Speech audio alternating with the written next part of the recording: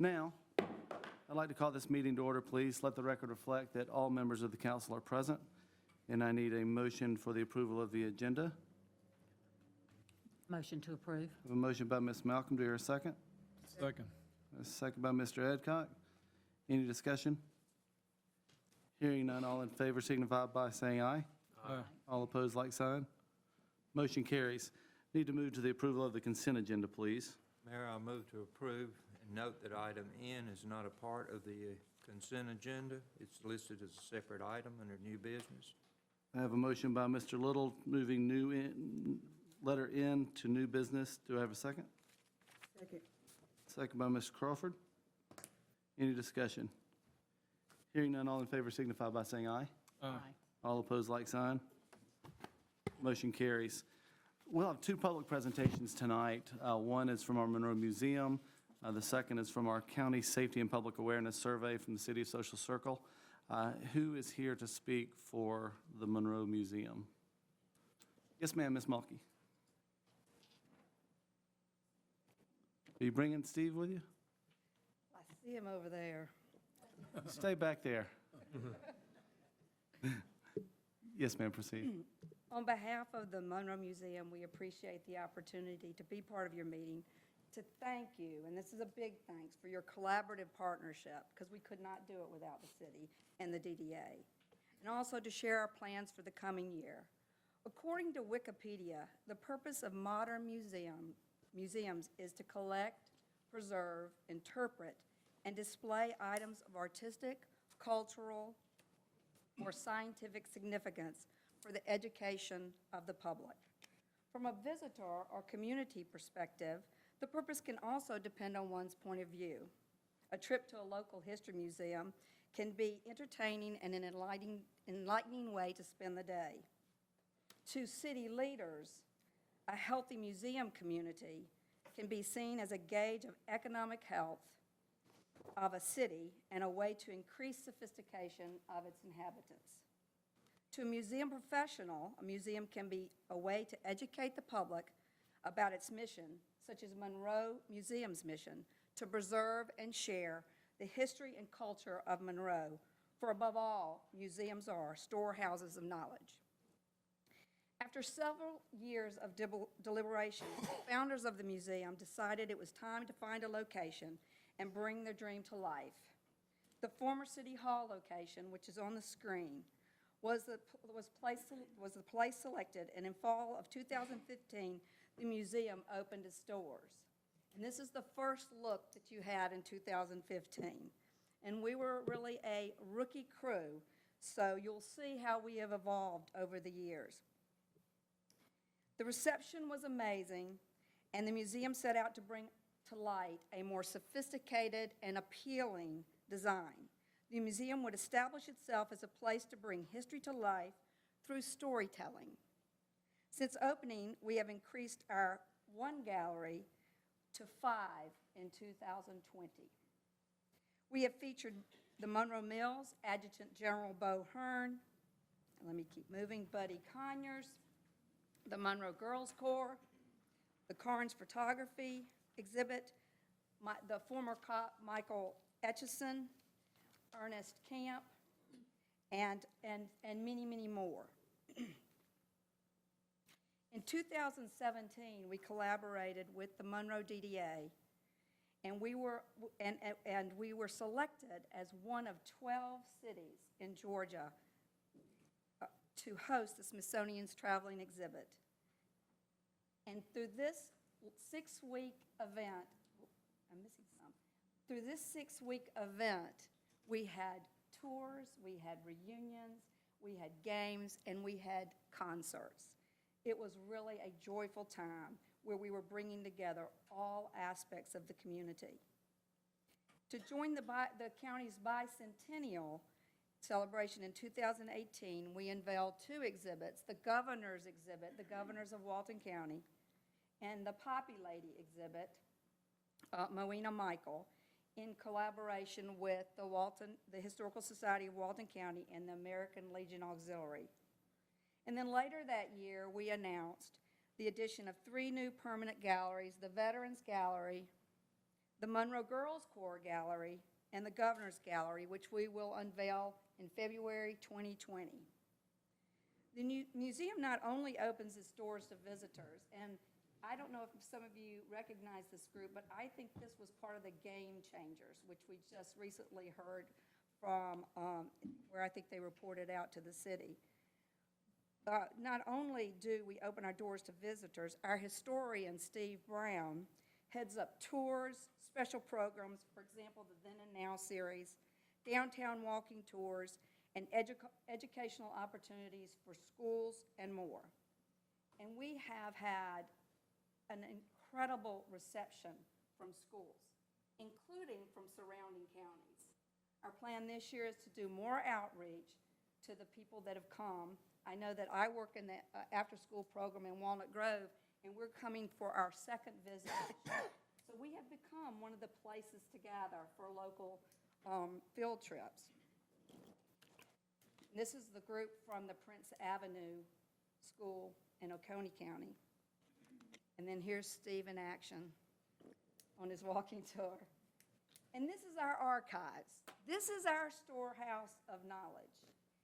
And, I gotta get this right. We have been so busy with the museum these last 4 or 5 years, and we continue to grow. We have an outreach through social media. Many of you sign on to Facebook on Mondays, and you see Steve's Monday Morph, which has had such great reception. He told us today in our board meeting that we have over 5,500 visitors to our Facebook page, and we also have a website. So we have content both live and in digital form, and then, of course, in tours and other things that we do around the city and the county.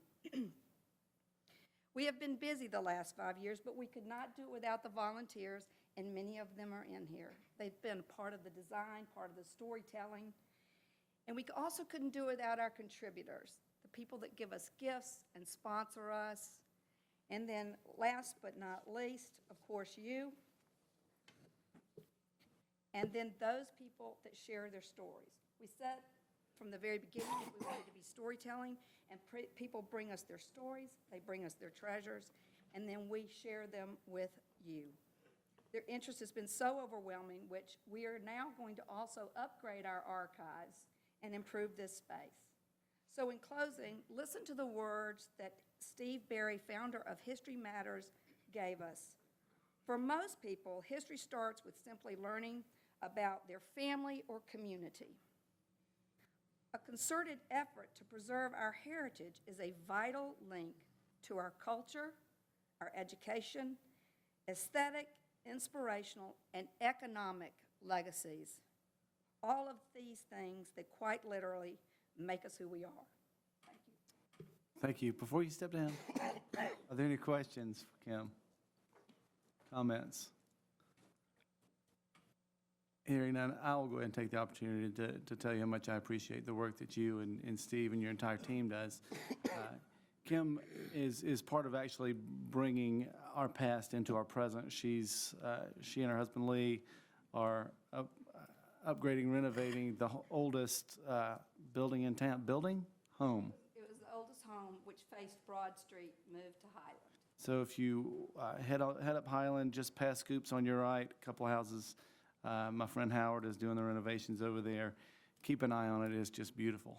Steve does his Monday Morphs. Real interesting. I appreciate you bringing our history to life. Thank you. Now I'd like to invite Robbie Groves, the County Safety and Public Awareness Survey. Thank you. I have a couple of handouts for everyone, so I'll... Yes, ma'am. Thank you.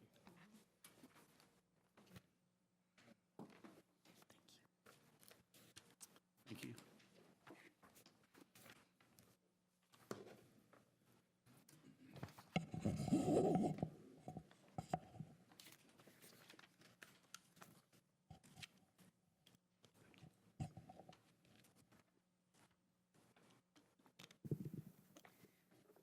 Okay, the reason I'm here is because the City of Social Circles gas line connects to the Transco pipeline.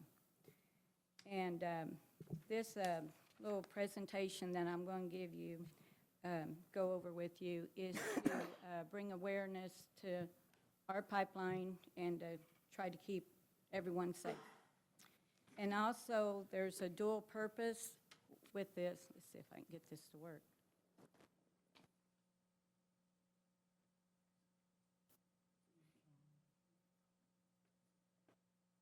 Is to help us stay compliant with federal and state regulations.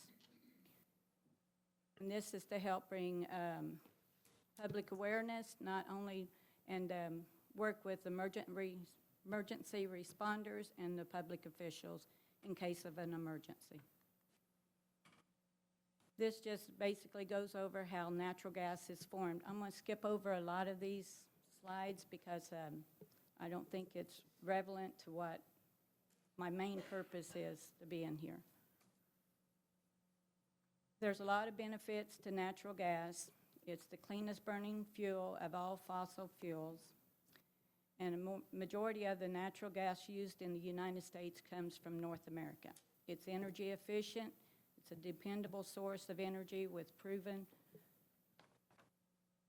reserves for the foreseeable future. The pipelines provides a means of moving the energy sources from our nation, from production areas to the end user.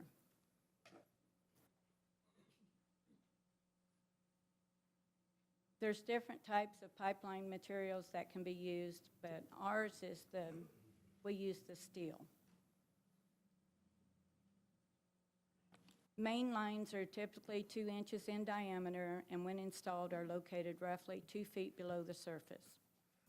Service lines are usually 1/2 to 3/4 inch in diameter. These are the gas operators and areas served around us.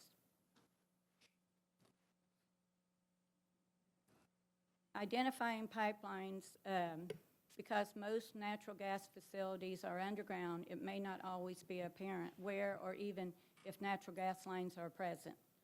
So people are actually unaware of what is beneath the ground. So one of the most important ways to determine pipelines is to look around you. Pipelines can be marked above the ground. I'll go on and show you here. There's markers indicating where the pipelines are. There's pipeline right-of-ways, regulator stations, and then identifying pipelines is, we have a service for 811 where you call before you dig, and that's a national campaign to help increase awareness among the public for the importance of having utility lines marked before digging.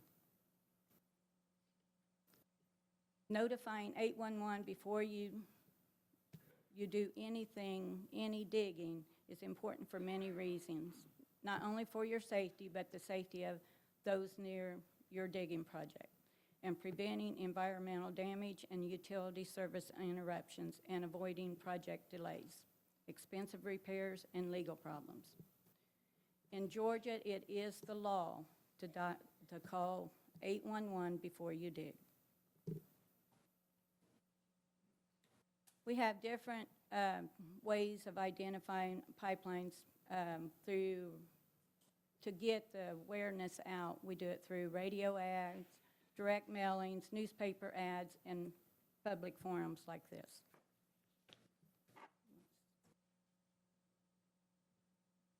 There's different characteristics and stuff of gas. The natural gas is actually odorless, but we add something to it to give it that rotten egg smell.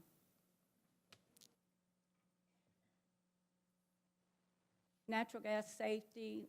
Natural gas requires the right mixture of oxygen and natural gas before ignition can occur.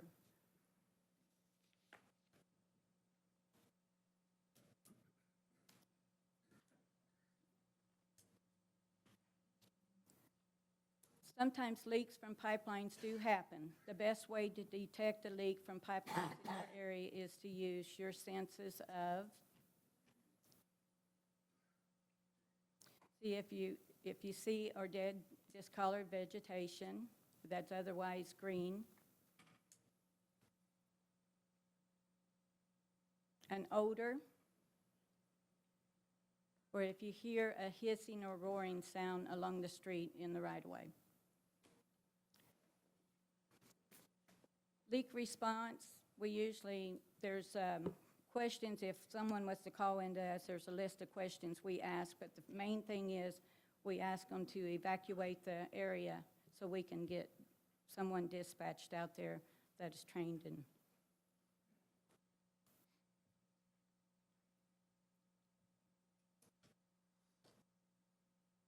Do not operate underground valves. Only qualified gas department personnel should be permitted to operate underground valves. Closing valves may create an unintended, unsafe situation in another part of the system.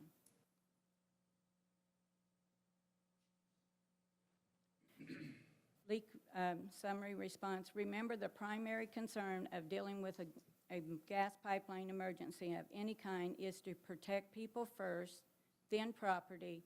Some steps to remember are rescue and evacuate, contact the pipeline operator, park vehicles a safe distance from the incident, turn off engines, secure the scene, do not attempt to operate pipeline valves, eliminate ignition sources, let the primary fire burn if there's no danger to people or property, and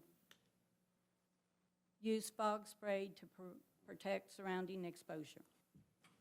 And this is all the contact information for the local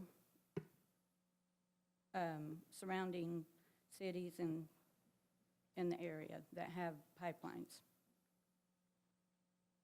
Have any questions? What is your general leak response time if somebody calls? Ours is it's pretty quick because we always have someone on call, Right. and so it's within, I'd say, 10 minutes because we have our we went through all this with our firemen and So the fire department does that coverage. yes. Are there any other questions or comments? Thank you so much for coming in. Thank you. Yes, ma'am. Now we'll open it up to public comments. I have one listed from Cindy Jordan, coming to see us from, I believe she said in her email, she's from Walnut Grove, Say No to E&O. Ms. Jordan, are you available? You'll have 5 minutes. Thank you for letting me speak. Well, thank you for coming. Sure. So the name of the group that I'm a part of is Say No to ETO. How many of you have heard of ethylene oxide? So thank goodness, the word's getting out. A week ago, hardly anyone in Loganville knew about it. 3 weeks ago, for sure, I'd never heard of it. The issue is we have a company in Covington called BD Bard, Becton Dickinson Bard. They have been emitting ethylene oxide, we'll just call it ETO, it's easier, for decades. We have come to find out through EPA, EPD, that they have been emitting at toxic levels. They are saying right now that they are in compliance. However, over the last 2 decades, they have emitted hundreds of tons of this gas. One particle can cause your DNA to alter, which it scrambles it basically, meaning that your healthy cells don't know to fight off the cancer cells. So they just start coexisting and they're not working to save your body. There are over, I had to look this one up, it's a larger number than trillion, it's septillion. That's how many particles are in 1 pound. Now, right now they're saying that they're emitting 200 pounds per year. That's still a lot of particles. Their shelf life for 1 particle of this toxic carcinogenic molecule is 14 months. That means that when they're emitting it out of their smokestacks, It is just hanging around in the air. They say up to 20 to 25 miles is the danger zone. I'm not making this stuff up. This is actually what the EPA and EPD have put out, finally, a report. They spent 10 years researching it, investigating it, looking at it, studying it, finally got around to putting out a report. The National Air Toxicity Assessment came out and said out of all the census tracts in America, they listed 109 most polluted, most toxic census tracts. Guess who hit that list? Smyrna. They're like 67 and 54, if I'm correct on that. I think my numbers are right. We were 37th in Covington. And I say we because I live in Walnut Grove. I'm 13 miles from the plant. I'm in the danger zone. Hobby Lobby in Loganville, 20 miles. Social Circle High School, 8 miles. Chick-fil-A, 19 miles. Chick-fil-A in Monroe, 19 miles. So that gives you an idea of if you just go up to like Highway 78, you're still not even out of the danger zone. This air, as the wind currents flow, is carrying these toxins. When I became aware of it, my son-in-law, 21 years old, has had Hodgkin's lymphoma twice. He had it at 19, got married to my daughter 6 months later, found out he had it again. That's just one person. My partner in crime back here, Sean, she has had ovarian cancer stage 3, has almost died 3 or 4 times. CTCA did a $40,000 genetic marker test on her. There were no genetic reasons for her to have gotten cancer. They told her years ago it had to have been exposure to something in your environment. Well, welcome to Walton County. I have lived here for 25 years. This is my home. I do not want to see businesses turning away from us and homeowners turning away from my county because we have toxic air. We have got to do something to fix this. So we went to Covington to their council meeting last Monday and listened to a lot of jibber jabber from some of the BD board people, and I say that because they're going to tell you, self-reporting, they're reporting that they're in compliance. But if you look at the national average of what's going on, Willowbrook, Illinois, they were told the same thing. Their EPA and EPD said, oh, you're fine. They've been self-reporting. They're in compliance.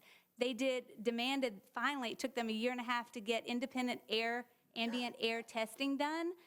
After that, they realized that their levels far exceeded what they thought it would be, even what the modeling predicted that it would be. How does that impact us? We are on that list, that 109 most polluted census tracts, because we are at the highest risk to have the highest cancer rates. How many of you know someone that has cancer? I know 38 people right now in my area. That's a lot of people to have cancer. Okay, there's got to be something going on in our air. You can't smell it, you can't see it, you don't know it's there. We're breathing it in. All it takes is one particle, one little molecule. That's it to alter your DNA, and then you are at risk for cancer. So what we are trying to do is we have a Facebook page, Say No to ETO. That's the abbreviation for ethylene oxide. We are part of Stop Sterigenics Georgia. That's what they named That is the 5-minute limit. Okay, that is all. Please Okay. look us up, fight for us, come to the meeting on August 20th in Covington Courthouse at 5:30. Thank you so much. Are there any questions? I do have one question. Yes. What's the state telling you as far as they're doing testing? They do not do any testing. They rely on self-reporting. So I'm sure whatever they're reporting is accurate because there's only billions of dollars at stake. So I don't have a lot of faith in what their self-reporting is showing because I've seen it in 5 other cities where they said that they were in compliance and they were not. So the EPA and EPD sent some representatives to our meeting in Covington last week. This week, they're in Smyrna on the 19th, on Monday, and then on the 20th, they're going to come handle all of the companies around us. There's one in Madison, there's one in Augusta, there's one in Winder, there's one in Covington. Walton County is getting hit from every direction. If you go on that Facebook page, you'll see that's our picture, is the circles. Guys, we're getting hit like by 4 different circles. As you have come to Covington, or gone to Covington and come to Monroe, have you talked with folks at the county? Oh, yes, sir. I have sent emails to every council member, Walnut Grove, Loganville, Social Circle, and Monroe, to the mayors. I met with our wonderful chairman of the Board of Commissioners, Kevin Little, today. He's going to be meeting with all of those elected officials and do, the next Friday, I believe it is, to do a working session. It will be brought up and discussed then. What we're asking is that each little city pay a small portion towards getting Walton County air tested. Let's see what the risk is. Once we see if what we fear is that we're at risk, then we can push to get them to stop. All they got to do is change out their system. Don't use ethylene oxide to sterilize medical products. There are other good options out there. That's what we're asking for them to do. Right, are there any more questions for Ms. Jordan? Did I not hear that the state had agreed to pay for independent testing? That was like today or yesterday? Smyrna, the commissioners approved today to accept the bid. I think it's $76,000, so it's a big hefty bill, that they will pay a portion of that. I have not heard, I've been on the road and in meetings all afternoon, so I don't know if anyone else has agreed. They're trying to get the city of Smyrna, Senator Jen Jordan is trying to get, all the participants in the area to pay. It involves Atlanta, city schools, and Smyrna. It's kind of in the middle of two different census tracts is why they have two that are listed. One is more impacted than the other one. But if each little city in Walton County pays a little bit, and then we get our commissioner to do it, if the development team for industrial development, what I'm being told is that there's funding available there. Guys, Facebook, come into the social circle area, I think. I'm not sure of the exact address. I just know there's like thousands of acres that they're coming to build a company. They're not going to want to come if we have poisonous air. They're not. The new studio that's going in, I'm in the entertainment area, and they are not going to want to bring in actors from all over if we have air that's toxic. It is labeled carcinogenic. It got changed. It is not possibly, it is now considered a toxic substance. Why are we allowing companies to keep emitting it? The rules have to change. The only way we can get it stopped is if the laws and legislation changes. And that's going to come from legislators. The common folk can't do that. We've got to have the laws changed. Ms. Jordan, thank you for coming in. I appreciate your talking with us. You're meeting with Kevin Little Today. You met with him today. And he'll I'll be talk with speaking his on team on September Friday. 10th. I'll be meeting with him next week, so we'll put our heads together. Yes. Thank you, guys. Yes, ma'am. Appreciate it. Thank Thank you. you for coming in. Next, we'll move to the public hearing for the 2019 millage rate. Ms. Thompson? Thank you, Mayor. This is the third public hearing to discuss the 2019 millage rate as presented. The recommendation from staff is to increase the total millage rate to 7.802 mills. This is a result of the digest being reduced and the commercial line item by a little over $12 million, which is a result of the hospital going to a nonprofit status, which then came off the digest, which then reduced the total of that. So our recommendation is to increase it to 7.802 mills, which is a 9.15% increase over 2018. And that's for discussion. Thank you. Are there any questions for Ms. Thompson? Hearing none, I'll declare this portion of the meeting open for public input. Is there anyone who'd like to speak regarding the millage increase? Hearing none, I'll declare that portion of the meeting closed. Moving into new business, Historical Preservation Committee Demolition Appeal, 213 Boulevard. Mr. Stone? Yes, the applicant has requested to file an appeal on the two actions actually by the HPC on the July 23rd meeting concerning the demolition of 213 and the moving of 404 South Broad. Okay, so can we treat these as one? No, let's handle them as two separate appeals. I know they've been kind of conjoined at the hip, but it would be two separate motions addressing two separate appeals from two separate actions or decisions or lack thereof from the HPC. Okay. Regarding 213 Boulevard, is there anyone who'd like to comment on the demolition appeal? Hearing none, Mr. Dickinson, did you have? I do. I want to comment on it a little, and then I have a motion. It's like I said last week, this is one of those things that good people on both sides of this discussion have different opinions about. As I think most of you know, I'm a pretty serious preservationist and have spent decades trying to preserve these old homes in Monroe. And what we've got with this particular situation is, in my mind, it's imperative that we preserve the Henson House. It's the only remaining example of neoclassical architecture in Monroe. And I think the only feasible way to do that at this point is to move it. I'm not in favor of moving it any great distance, but I think the plan to move it to the other side of the lot so that it faces Boulevard is our best option out of the limited options we have. To do that, there are two houses that face Boulevard that need to be moved. We've already approved moving 211 Boulevard, so the issue now is what to do with 213. And what came up last week was the idea that rather than just straight up issuing a demo permit, I think it would be better if we gave Mr. Holder the opportunity to relocate that house. I've talked with him. I know there are discussions going on.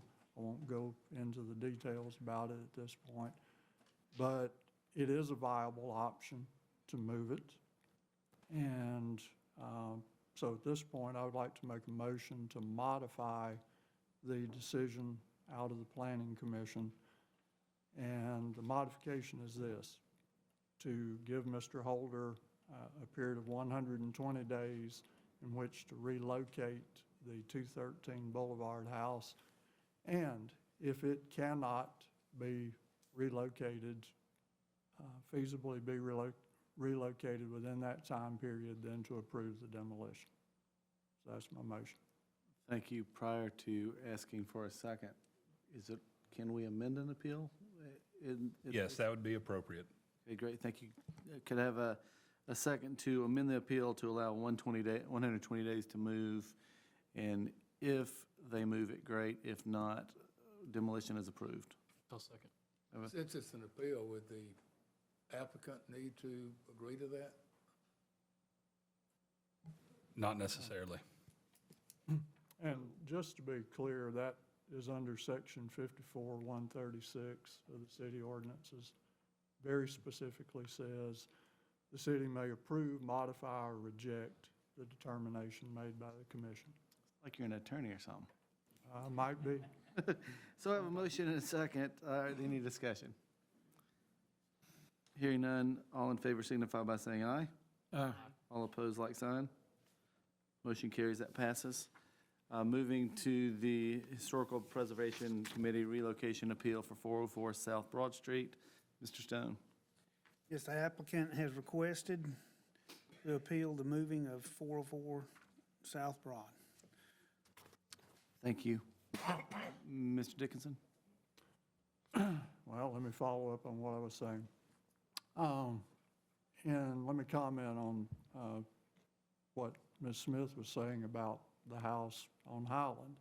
That's a relocated house. It was relocated because the situation on North Broad had changed such that it really needed to be moved.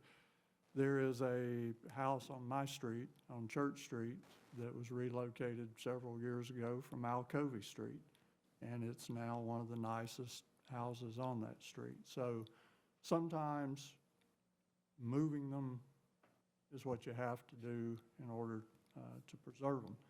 In this case, what we're talking about doing is moving the house just across the lot.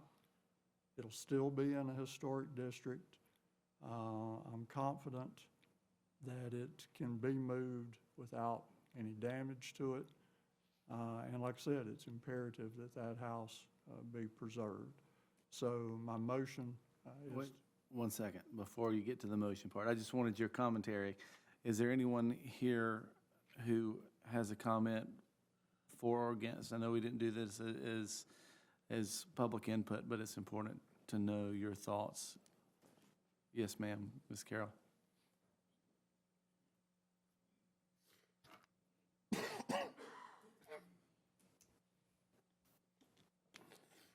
you. you. I'm Krista Carroll. I'm a member of the Historic Preservation Commission, and I just wanted to give you a little bit on our reasons, or my reason, for denying the initial request last month.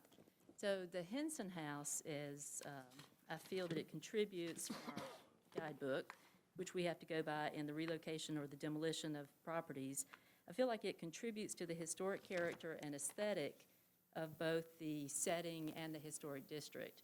And the relocation, I didn't feel is compatible with the house moving onto Boulevard. Most of you, if you know the Henson House, it's a very big house, and it has a very strong presence. Moving onto Boulevard, which was a planned community and the first planned community for Monroe, the first planned housing development, I feel that it's out of place in that context. What we had hoped for at the historic, and I shouldn't say we, let me change it to I because I made the motion. What I had hoped for in the meeting last month was that the church could consider the option of moving the house forward onto Broad Street. And the reason for that is that then it doesn't take out that very important historic landmark and move it out of sight back onto Boulevard. So I felt like that was a compromise. It would require some compromise on the church's part. It also meant that true historic preservationists might not get what they want. It was changing the context, but not enough that I felt mattered. So I do feel like you're going to be setting a precedent. I know we've got some great examples of some beautiful historic homes that are on Broad Street, and that when you drive into Monroe, you know that you're driving into a southern town that has been around for at least 100 years.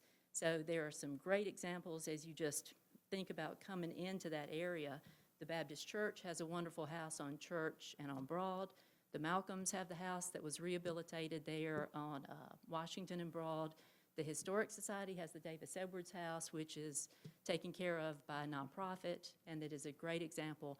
All of those examples really contribute to not just the beauty, just the aesthetics, but the historic character and the integrity of the community. So I would ask you to consider asking the church and Rick to move forward, and I would be grateful for any consideration of that. Thank y'all. Yes, ma'am, thank you. Any more comments? Yes, sir, Mr. Ferguson.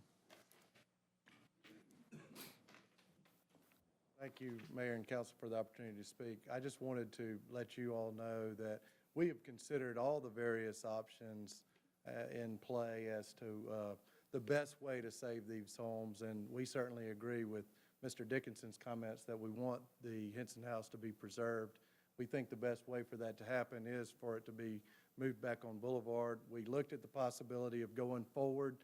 We think there are numerous problems with that approach, including what the DOT would have to say about it, because we don't have any control of the ability to put driveways in there. John's Supermarket's going to be pushed way up, as you know, so having that house move up will block, we believe, the view of our sanctuary, which we think is a prominent feature that we think is really what you should see when you come into downtown Monroe there.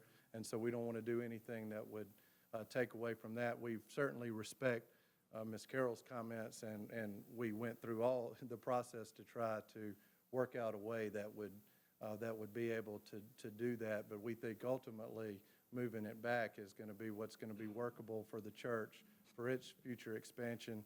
And then again, I think we're all going to work towards what Mr. Dickinson and you guys just approved, is to hopefully find a way to save all the houses and still allow the church to be able to do what it needs to do to be able to stay downtown forever. So I think we have compromised. We're trying to come up with a solution that works for everybody with the best way that we can. And so certainly we appreciate the decision you just made and hope that you will approve the relocation back to Boulevard as part of this plan. So that's all I had, unless you have any questions. Ask a question, Mr. Ferguson. Absolutely. I know that Mr. Holders is the applicant here of moving things, but if it is moved, the church would retain ownership, is that correct? No, Mr. Holder would end up owning the property. He's moving to 211. You've already approved that. That's going to be in the works. He's going to move that onto property he already owns.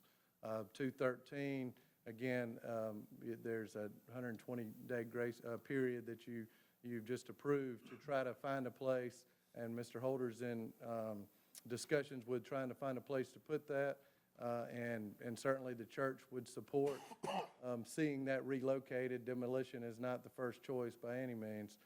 So if that can happen, that'll be great. And so that would, again, go on to property that the church would not own. And the plan would be that if 211 and 213 are moved or demolished, potentially in the case of 213, that Mr. Holder would take ownership of a lot. The church would sell him a lot on property that the church currently owns where 211 and 213 are, so that ultimately that property can be renovated and made really nice and be a benefit to the city of Monroe. And will be on the tax rolls and all those things that would see an increase in revenue for the city. So that's the plan, is that he would take ownership and eventually probably sell it to an investor or somebody that actually is has the ability to actually make those improvements, because frankly the church is just not in that business and is not equipped to make the improvements itself, but we're doing everything we can to get it in the hands of somebody that can. Thank you, Mr. Ferguson. Are there any other questions? We appreciate it, man. Thank you. Mr. Dickinson? All right, Mr. Mayor, my motion, Got another person to speak. Yes, ma'am. I'd like to speak on behalf of the House. Yes, ma'am. In all due respect for looking to the future of the House, by moving it to Boulevard, I really don't see how an investor would be interested in coming into the property having the house facing Boulevard. However, if the house moved forward and still remain on Broad Street, it would be a viable property that could be useful, and I don't see that it would block the sanctuary, the church, at all. The sanctuary sits back, it has a nice green area around it, and since the church is still going to have the same amount of space on its lot, either way, if the house is on the back or if the house is on the front, the church still maintains the same amount of space. So why not bring the house forward instead of putting it back? That just makes more sense to me aesthetically, and as Krista said, from the historic character of the town. I think it would add more to the town rather than destroying it. Thank you. Are there any questions? Thank you. I'm still not sure. The two people have spoken about moving the house closer, and I know there have been discussions, and maybe Mr. Ferguson could tell us again why that's not feasible.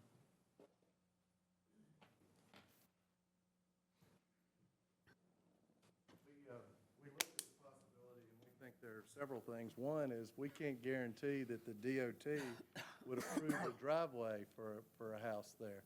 That's not something that we have control over. So that's one aspect. Two is we think that it'll have a negative impact on our property and our campus, on how we want ultimately our campus to look going forward. We want that to be a real nice landscaped area and whatnot. And again, given that John's is already going to be pushed up, and then you put another house up to the front, then that's going to block the view as you come in for our sanctuary. So there are several reasons, again, and it gives us the ability to, when we future expand, that we can fit it, make it look great. But there's not going to be a bunch of parking up front. That's, we're going to make it look nice, just like our church front looks nice now. I mean, we've spent a lot of time and money on making sure that we do make downtown look nice, and we want downtown to continue to look nice. And with all due respect on whether it's somebody's going to want to buy it, there's one person in here that's going to be in a real bind if somebody doesn't come and buy it, and that's Mr. Holder, because he's having to pay real money to move the house, and he's having to pay real money to buy a lot there. And so he's going to do everything in his power, I feel certain, and his banker is going to encourage him to do everything in his power to get somebody to buy it, because if not, he's going to be the big loser here, and I don't think he is interested in losing as far as that goes. So, but I don't want to speak for him, but I don't think I said anything that's not true there. So again, we did look at all the options, and again, we thought that again, a solution that could hopefully end up with all three homes being saved and renovated and all kept in that same historic district. We hope that's a win for the church, win for the city. Again, there's no perfect solutions, but we've spent a lot of time and energy working on it, and we've come up with something that we hope that you will support. Thank you, Mr. Ferguson. I have one right here. Yes, sir.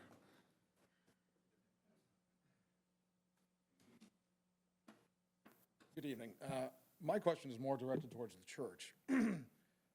What are the Yes, sir, future and plans? I'm sorry, could you do two things for me, please? I need your hat off, and I need you to give me your name and address, please. John Paul Davis, 437 Plantation Drive. Thank you. And my question goes towards the church. We keep hearing about the future plans, the future plans. What are these future plans, and how does the house impact those? I personally, the last time I was at John's Supermarkets, walked over and looked at the property they have. There's a good amount of property there. So can it not be used, looked at, and used in a better way? If it's confined or whatnot, just use the space properly without moving the house. So my question is, what are the plans? Does anybody know what the plans are? So we're just going to take a house and move it someplace and wait 5 years from now for some type of plan? I mean, has anybody submitted? Well, yeah, there is, and I'm sorry, I don't have the answer, but I will allow Mr. Ferguson to come up one more time, and then I'll allow one more question after this, and then we'll proceed with whichever direction. Thank you. Thank you. The plans certainly have been just general renderings. I mean, we don't have the funds at this point to start building, but we would like to build a family life center, so it will be a large building that will provide worship space that will be utilized by hopefully generations to come of citizens of Monroe, and we do a lot of outreach programs that will benefit everybody, not just church members. So yes, having a house in the middle, essentially, of the land that we own is a clear impediment to our future expansion efforts. Everything we do is going to be tasteful. It's going to be approved, again, certainly by the city, and it will include very nice landscaping in the front. But again, we're talking about a large brick structure that would allow us to grow and to provide the best worship experience that we can. So we've provided enough, again, information, I think, so that the HPC and the council know what we're trying to accomplish.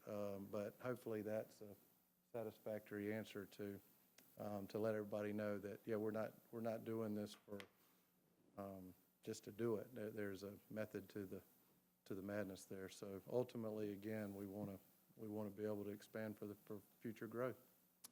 And Thank we may you. need to expand our sanctuary at some point. All of this is, again, hurt by having a house in the middle of it. Thank you.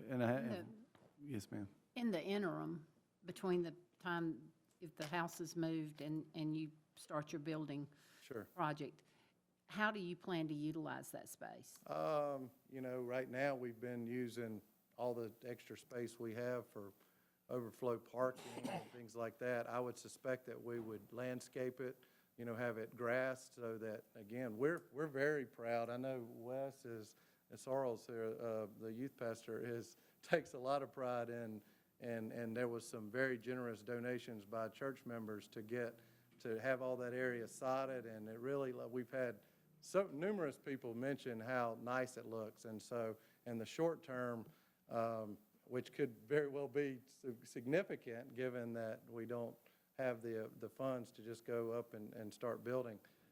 But even that area, even going forward, I think will just be very nicely landscaped so that it fits in with the rest of our campus, because, like I said, we take great pride in being a benefit to downtown and not any kind of detriment. Thank you. And I think we have one more question. I think If you had don't- two. I'm allowing one more question. Okay, there were You- two hands up before this. I I would ask you to see both those. I got it. Could you please have seat closed, because we might need to call you right back? Yes, ma'am? Yes, ma'am. Please. I'm Susan Pelham, 432 South Broad Street. Yes, ma'am. I'm sorry. I had you down. South Broad Street is really important to me because I live on the street right down from the house in question.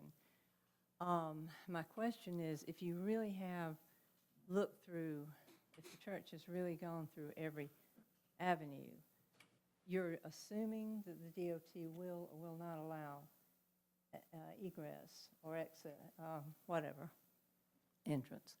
But that's an assumption that they're making. They don't know what the DOT will say. And we're also talking about the same amount of space, whether it's moved forward or backwards.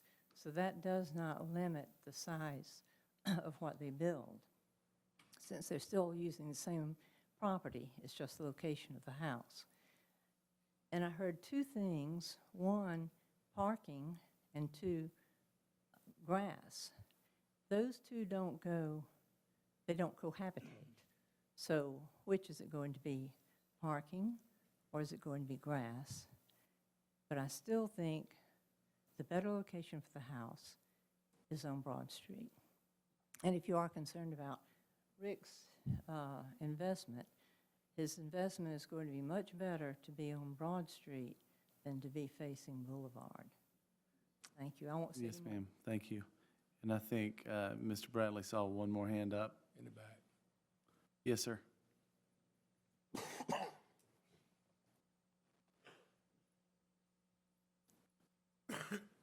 My name is Rick Hezak, and my wife and I have invested a lot in this downtown.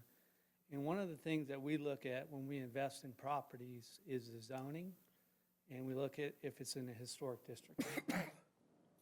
To my knowledge, when the church bought that property, that building was in a historic district. And what is very important is rules have a purpose. And if we change rules haphazardly, we need to be thinking about what can be the impact later on. Precedent is a very dangerous thing.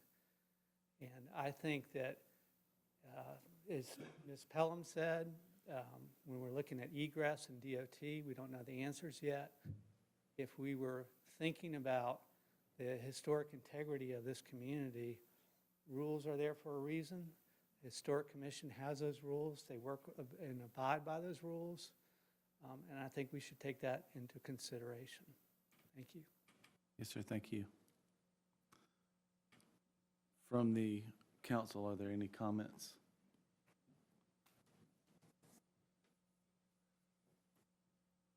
Hearing none, I'll accept a motion.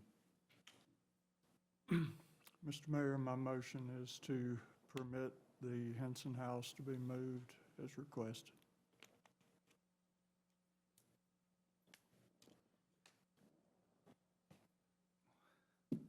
I'm sorry.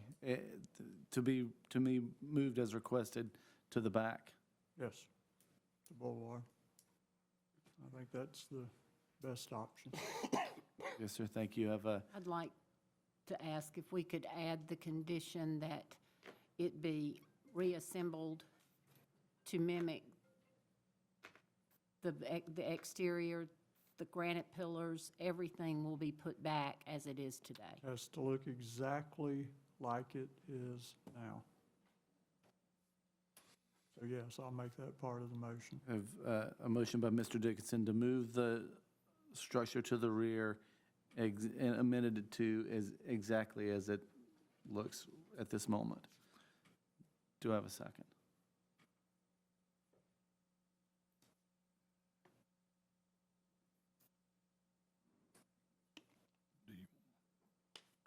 Second. I have a second by Mr. Little. Is there any discussion? Can we ask Mr. Holder Nita. to come forward? Yes, ma'am? I just want to make sure that he feels that he can accomplish this.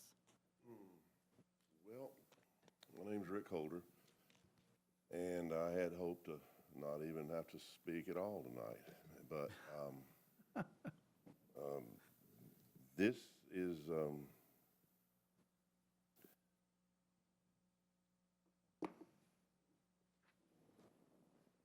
granite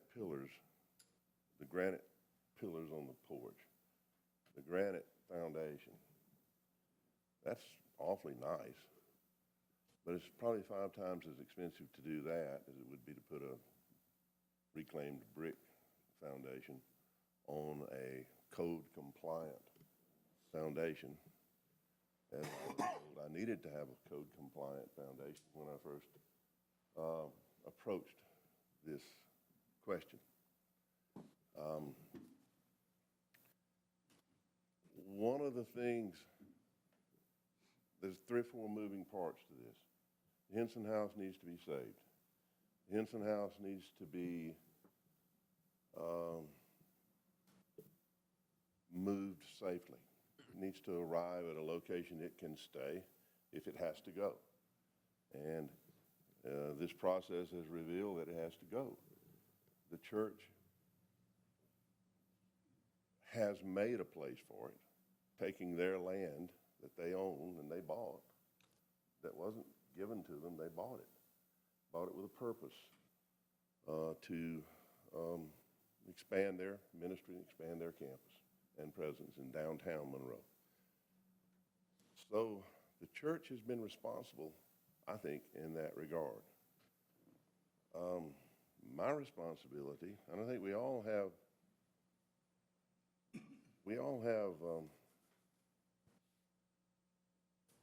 converging interest, and they all run parallel. But one of those interests is getting that house ultimately in the hands of somebody that can spend the next $250,000 or $300,000 on it. And in order to do that, it has to get there and be priced reasonably. And if you place so many conditions on the absolute historical accuracy of the foundation and the pillars on the porch, that hurts my ability to play my role, which is gamble with the bank's money, on my ability to get it there with the chimneys on it, the porch on it. Reassembling is not a problem, Ms. Malcolm, because I'm not going to take it apart. I'm going to pick it up and move it across that back lot. The chimneys will be cored from the bottom. They'll come up with the house. The porch will be, it'll come up, but it's going to leave that stone behind. And I don't want to pick that stone up and pay 5 times as much as brick. I believe the Titchener has a brick foundation. I'm not sure. Well, my concern there is I would like to ask. we're going to lose that last example of that neoclassical. I'm not an architecture student. The paper called me a businessman. People have called me a lot of things since I've engaged in this pursuit. And some of them has been just crazy. So I'm not going to argue details. I'm just saying. Well, that's why. Do I agree? 'Cause we just No, need to I all don't agree. understand the I whole. don't agree that that's a good idea at all, because it hurts my ability to put that house back in a way that it can be sold and then ultimately be what everybody here wants, which is a great house, a grand house. It's going to be, I mean, there's some challenges, face it. I started I'm out sure. coming to Alcovey Street, okay? nice magnolias. People were saying, I will lay down in front of a chainsaw before you can cut down a magnolia on Alcovey Street. People saying it's too close to the Titchener house. We don't want anything to harm the Titchener house. Well, everybody's got interest and everybody's got a dog in the fight, so to speak. But I need a fighting chance too. You're in the real estate business. We need to have a real good conversation. I wanted to show you the pink house, the 213 house. Well, I was going to ask you, who's going to come and buy the Henson house? That's the question that you wanted to see the house. I wanted to see what you were thinking, okay? I'm digressing a little bit, and you can take my time away from me, but I'm just saying, don't put so many conditions on me. I already own the antique brick. It's a proper age, proper condition, beautiful. But to pay 5 times, that's pretty tough. So think about that.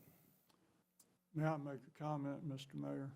Yes, sir, please. Because I do know something about the architecture of those houses and how they're built.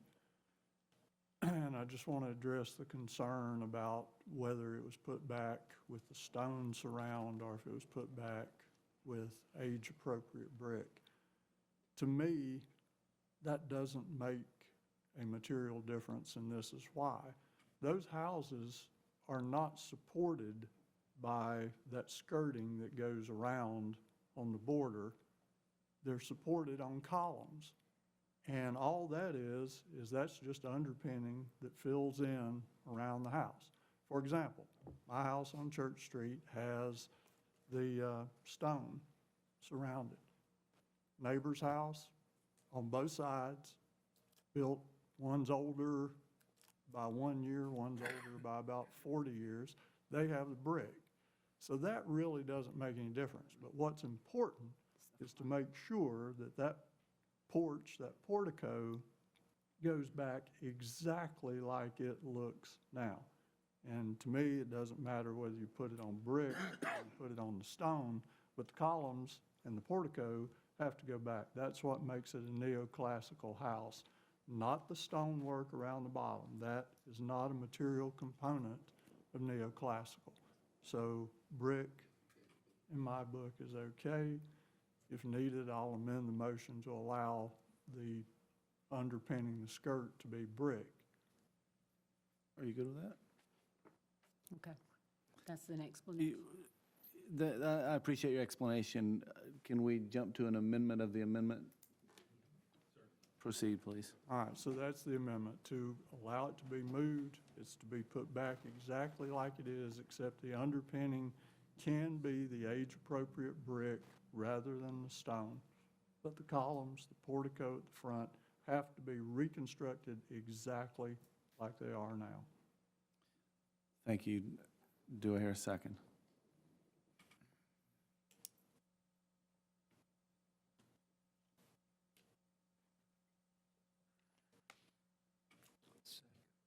That was second by Mr. Little.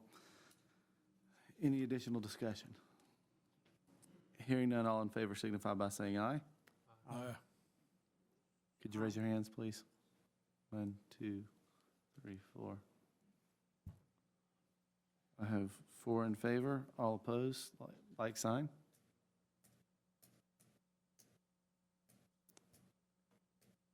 I see no opposition, 4 in favor. And that passes. It does not. That was the next question that I should have asked. Apologies, Mayor. You need 5. Can we get a show of hands and get a recount on those? All that were voted in favor of that motion, if they'd raise their hands. I have 5. 1, 2, 3, 4, 5. That's 6. Did I have another hand come up over here? You did. All right, thank you. Councilman Bradley, Larry Bradley. Thank you. Motion carries to move it to the back of the lot, exactly as it is now, with the exception of the underpinnings.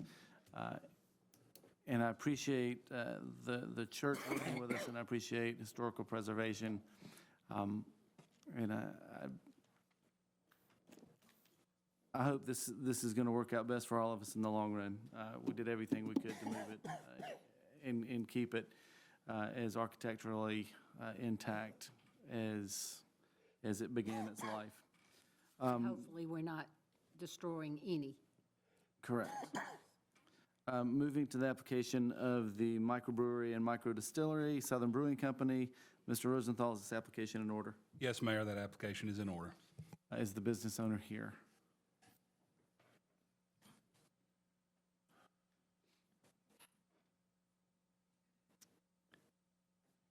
Good evening. Good evening. Your name, please? Rick Goddard, Thank you, Rick. Glad you're here. and Brian Roth is also my business partner. Thank you for coming. What you want to tell us? Well, we're extremely excited to come here. We had a great conversation about a year ago with your Downtown Development Authority. We've met with a lot of the leaders in this city, and we've been greeted with open arms, and we're super excited to become stewards of the business community in Monroe. We're excited to be here, and we're looking forward to hopefully being open by the Notre Dame game. That's exactly what I've been telling everybody. Anything you want us to know? Excuse me? Anything else you want us to know? Well, the Southern Brewing Company has been open now for about 4.5 years in Athens, Georgia. We're looking to have our first extension of the brewery be here in Monroe. It's the first outside of Athens that we've even discussed moving to. We've just, like I said, the city has been fantastic on zoning and planning with the communication. The Downtown Development Authority has been great. I've met with a few city councilmen, and we're just excited to be here. Great, I appreciate your coming. Are there any questions? I just have one question on the application, the name of the person who will be the active manager of the business, Brian Roth, and is that address the Dove Creek Winder address? Yes, sir. Which is different from the Brian Roth of the Athens address?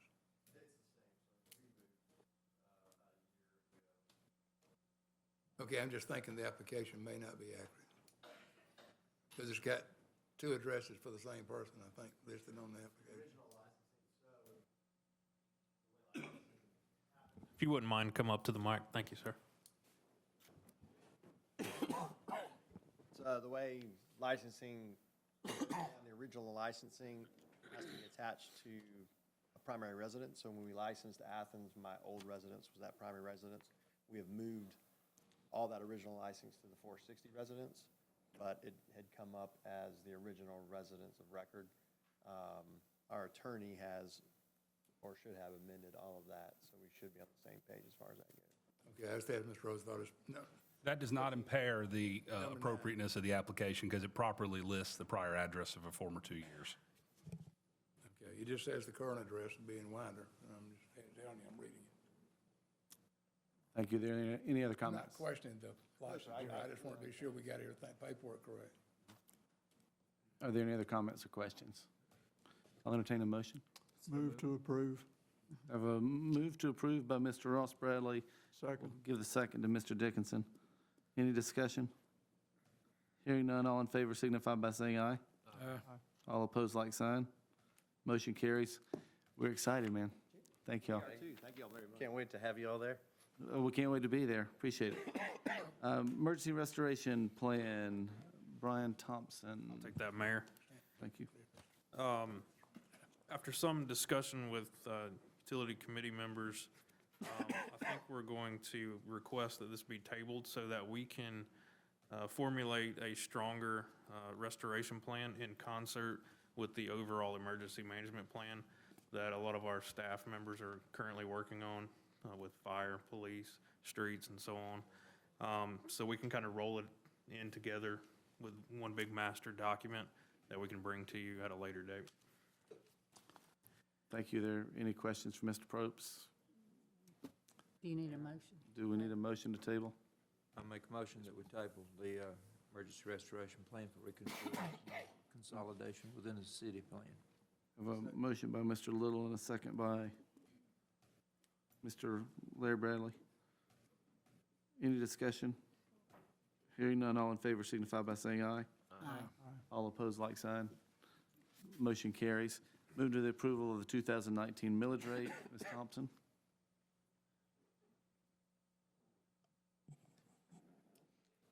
I wasn't prepared for this. All you have to do is just reiterate a little bit about what you said earlier. Okay, this is to, the recommendation to increase the millage rate to 7.802 mils for the 2019 property tax, city property tax bills. Thank you. I'll entertain a motion.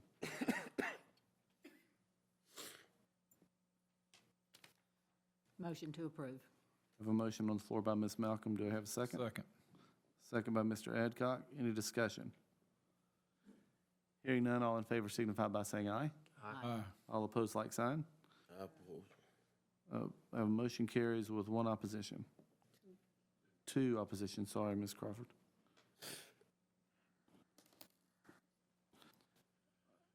And motion carries. Resolution to airport name change, Mr. Bailey. Yeah, that'll actually, I think Mr. Rosenthal is going to read that resolution that we're going to have passed tonight, or put before you tonight, to take to the DOT to change the name of the airport. Thank you. Mr. Rosenthal?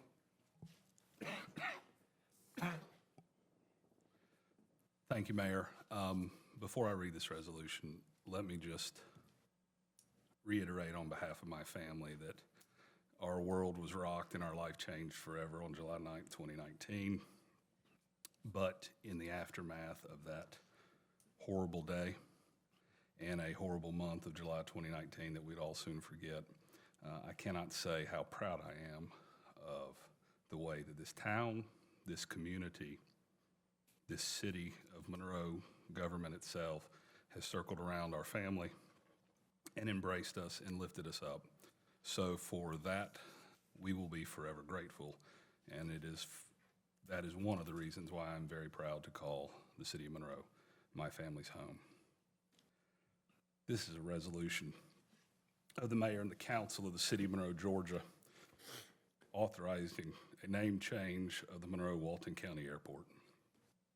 Whereas the city of Monroe owns and operates the Monroe-Walton County Airport, D-73, for the benefit of its citizens and the local economy. And whereas the city of Monroe desires to change the name of the Monroe-Walton County Airport to honor the late Jason Cyrus Nunnally, the former owner and operator of Fairweather Flights LLC, which serves as the FBO at the airport. And whereas the city of Monroe wishes to recognize the servant leadership displayed by Cy Nunnally in his many acts of selfless giving to others and community betterment through aviation at the city's airport.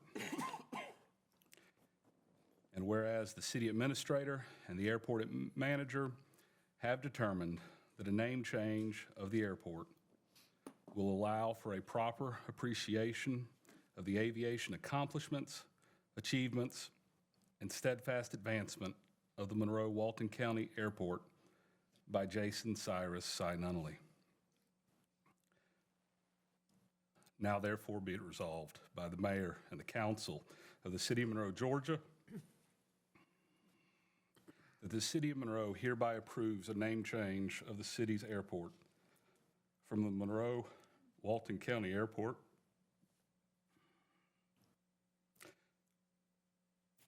to the Cy Nunnally Memorial Airport. Be it further resolved that the city administrator is authorized to execute any and all documents necessary to carry out the terms of this resolution.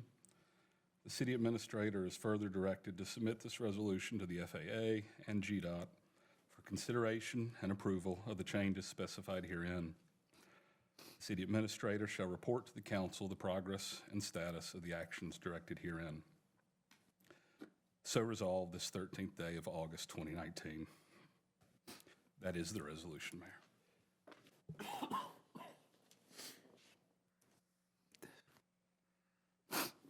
Are there any questions? Hearing none, I'll entertain a motion. Mr. Mayor, I'd like to make a motion on behalf of Si and his family and the whole city that we approve this resolution to change the name to the Si Nunley Memorial Airport. I want to second that motion, Mr. Mayor. I have a motion and a second on the floor. Is there any discussion? Hearing none, all in favor signify by saying aye. Aye. All opposed, like sign. Motion carries. I now need a motion to adjourn, please. So moved. I have a motion by Mr. Bradley. Do I hear a second? Second by Mr. Adcock. Any discussion?